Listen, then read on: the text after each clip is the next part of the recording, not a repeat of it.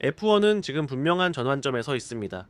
도메니칼리는 새로운 팬층을 끌기 위해 그리드 리버스와 더 짧은 레이스를 이야기하고 있고, 카디락은 2026년 데뷔를 앞두고 콜튼 허타를 미국 프로젝트의 상징으로 발표했습니다. 그리고 페르스타퍼는 놀라울 정도로 차분하게 말했습니다. 앞으로는 챔피언이 되지 못할 수도 있고 은퇴도 생각하고 있다고요.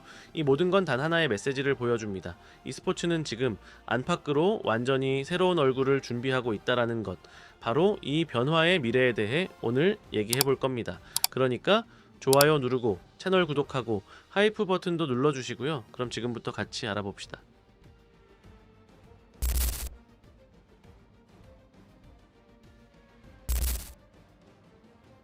F1은 지금 완전히 갈림길에 서 있어요.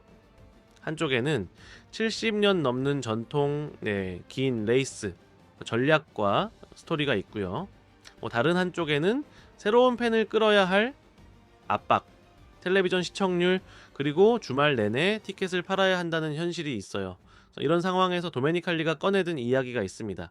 레이스 거리 단축, 리버스 그리드, 거의 모든 주말에 스프린트 레이스 도입까지요. 그 이유는 명확합니다. 젊은 세대는 긴 프리프랙티스를 참지 못해요. 경주 일정을 금요일부터 일요일까지 유지해야 하고, 방송사도 더 많은 내용을 원하거든요. 이 흐름에 제 선수들도 점점 동의하고 있어요. 2011년엔 스프린트의 반대가 대부분이었지만 도메니칼리에 따르면 오스트리아 전역 자리에서 18명이나 의견을 바꿨다라고 해요. 페르스타펀도 이제는 이해된다고 하죠. 하지만 조금만 더 깊이 생각해보면 문제는 그리 단순하지 않습니다. 중소팀에게 프리프랙티스를 없앤다는 건 사형 선고에 가까워요. 그 시간 동안 데이터를 모으고 차를 조정하며 격차를 줄여야 하는데, 그 공간이 사라지면 강팀은 여전히 강하고 약팀은 계속 약하거든요.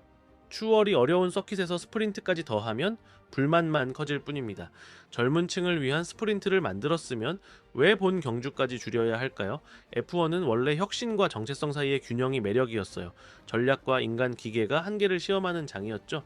물론 시대 변화에 맞춰야 하지만 젊어 보인다는 이유로 본질을 버리는 건 결국 큰 손해일 겁니다. 결국 F1을 그저 다른 레이스처럼 만드는 것이 우리가 진짜 경계해야 할 위험입니다.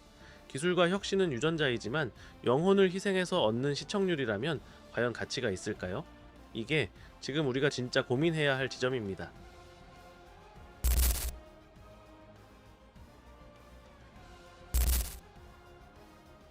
캐딜락은 2026년 F1 데뷔 프로젝트를 한 단계 끌어올리며 중요한 발걸음을 내딛었습니다. 콜튼 허타를 테스트 및 개발 드라이버로 발표하면서 발테리 보타스와 세르히오 페레즈와 함께 팀을 꾸린 것이죠. 하지만 진짜 놀라움은 그 이후에 왔습니다.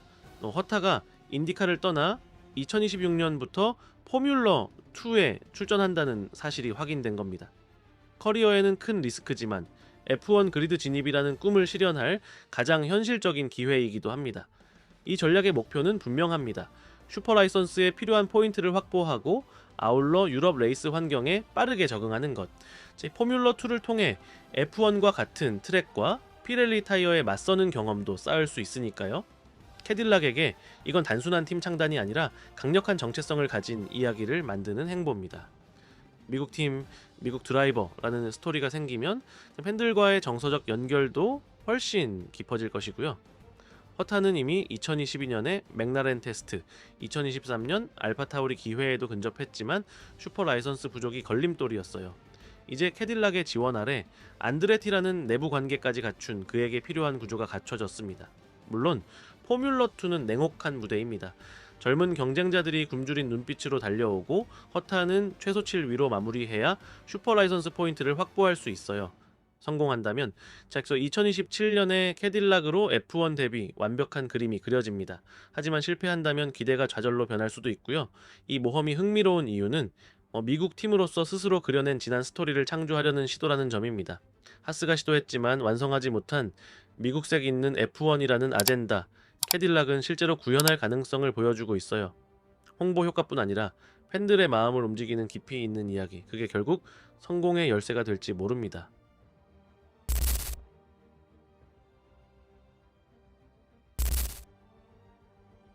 맥스 페르스타펜은 F1에서 기록만을 위해 남아있지는 않겠다고 늘 솔직하게 말해왔습니다. 2025년 맥라렌이 챔피언십을 지배하는 해, 그는 다시 한번 미래에 대해 이야기했습니다. 자, 침착하고, 자, 거의 집착 없는 태도로, 자, 다시 챔피언이 되지 못할 수도 있다. 하지만 그는 말했습니다. 내가 이룬 것들에 만족한다. 4번의 챔피언 타이틀, 수많은 역사적인 승리. 그의 말은 아쉬움이 아니라 균형 잡힌 시선처럼 들렸습니다. 27살. 하지만 페르스타펜은 결코 정상에 매달리려는 강박을 가진 선수처럼 말하지 않아요. 나이의 영향이 느껴지기 시작하면, 속도가 예전 같지 않다고 느끼면 그는 자리에서 물러날 거라고 했습니다. 억지로 남아서 우스워지기 싫다는 겁니다. 이건 페르난도, 알론소, 루이스 해밀턴처럼 해마다 자신을 재창조하며 커리어를 연장하려는 드라이버들과는 완전히 다른 접근입니다. 이런 시선은 그가 자신의 정체성을 F1 하나에만 걸지 않았기 때문이기도 해요. 그는 이미 GT, 월드 챌린지, 그랜드 투어링 시리즈, 에서 선수이자 팀 매니저로 활동 중입니다. 그리고 다른 드라이버들이 자신이 준비한 차량으로 레이스하는 걸 진심으로 즐깁니다. 은퇴 후에도 계속 레이스를 하겠다고 말했지만 그때는 지금처럼 100% 헌신하지 않아도 된다라고 하죠. 재밌는 건 그는 올해 챔피언 싸움에서 밀렸지만 스즈카, 이몰라에서 우승하며 여전히 경쟁력을 보여줬다는 것. 하지만 그에겐 단순히 레이스에 나서는 것만으로는 부족합니다. 정말 싸울 수 있다는 느낌이 들어야 한다고 해요. 그 감각이 사라진다면 주저없이 떠날 거라고 했습니다. 그런 의미에서 그의 무심한 듯 성숙한 태도는 우리가 알고 있는 테트라 챔피언과는 좀 다릅니다. 레드불과의 계약은 2028년까지. 하지만 그 전에 떠날 수도 있고 혹은 계약을 채우고 바로 은퇴할 수도 있어요. 이미 짐작할 수 있죠. 그의 퇴장은 생각보다 빨리 찾아올 수 있습니다. 그리고 어쩌면 그가 지금 그렇게 담담한 건 자신의 유산이 충분하다는 확신이 있기 때문입니다. 실제로 이건 새로운 얘기도 아닙니다. 타이틀을 따던 해에도 그는 F1에서 오래 버티고 싶진 않다고 말하곤 했죠. 2025년 그는 프란츠 헤르만이라는 가명으로 페라리 GT3를 테스트하는 장면이 뉘르부르크링에서 포착되기도 했습니다. 운전은 계속할 겁니다. 하지만 무대는 F1이 아닐 수도 있다라는 거죠. 결국 그는 더 이상 증명할 게 없습니다. 이미 위대한 선수 반열에 올랐고요. 하지만 F1에게는 이 시대 최고의 드라이버 중 한 명을 이렇게 빨리 잃게 되는 건 정말 큰 타격이 될 겁니다. 그리고 그날이 오면 우리가 작별 인사하는 건 단지 한 명의 드라이버가 아니라 하나의 시대일지도 모릅니다. 이 영상이 좋았다면 하이프 버튼 누르시고 좋아요, 구독, 알림 설정까지 부탁드릴게요. 모든 출처는 설명란에 있습니다. 시청해주셔서 감사합니다. 다음 영상에서 만나요. 여기 링하데치게이다였습니다.